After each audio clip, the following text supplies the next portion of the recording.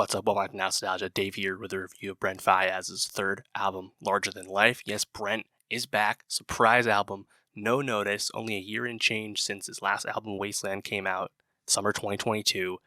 And Brent is back because why would he leave? This guy is running R&B. He is, without a doubt, the most interesting, most successful, most consistent figure in male R&B, for sure.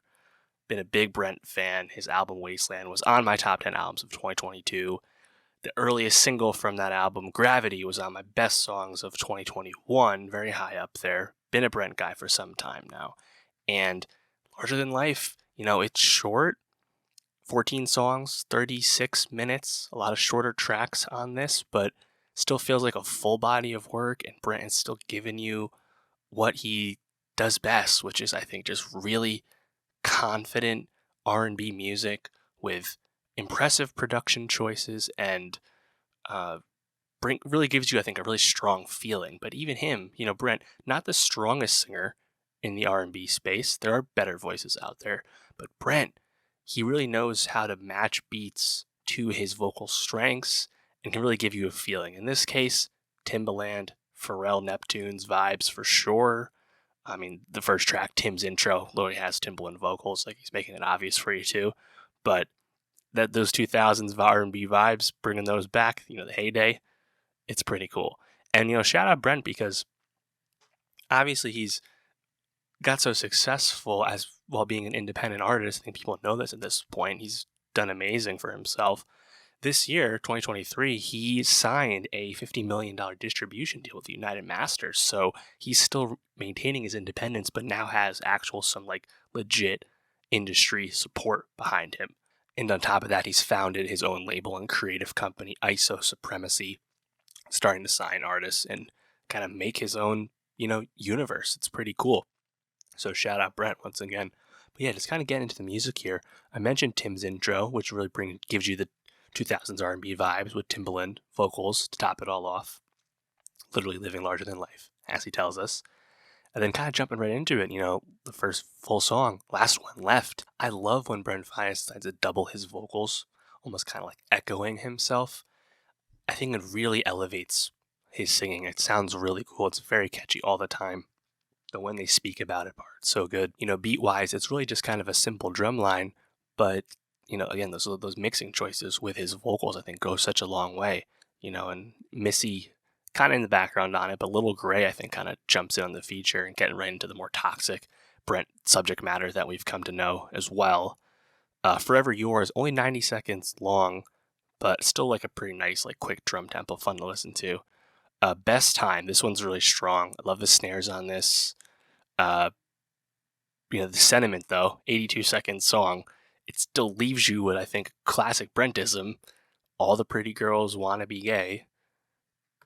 Shades, not even shades, literally what we expect from 2010's The Weeknd. Challenging thing to say there, but he's committed to it, as he is. You got the skit, where Brent actually kind of croons at the end of, for sure. Then you have the lead single, Moment of Your Life. At the time, it was just a loose single. We didn't know it was going to be on this album, Moment of Your Life, featuring Coco Jones.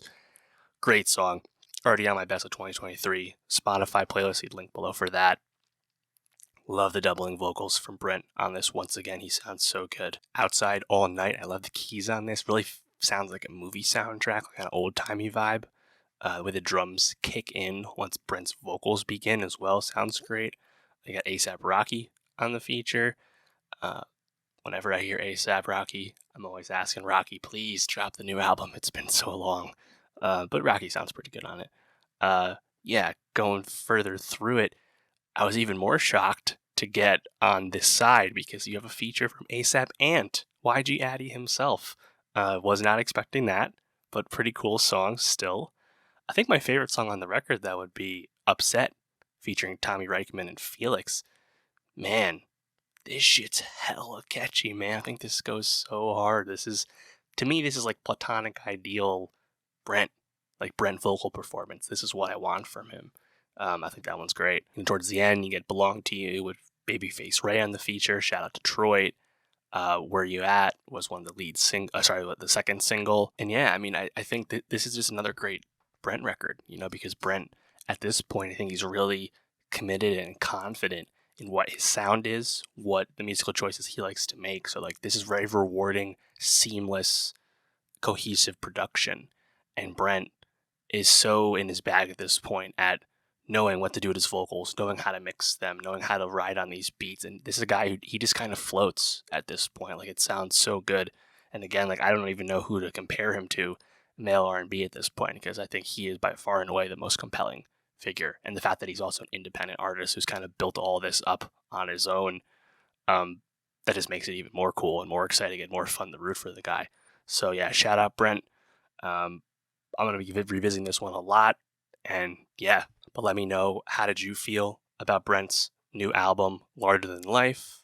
How did you compare it to Wasteland from last year? And for more music reviews, subscribe, and I'll see you next time.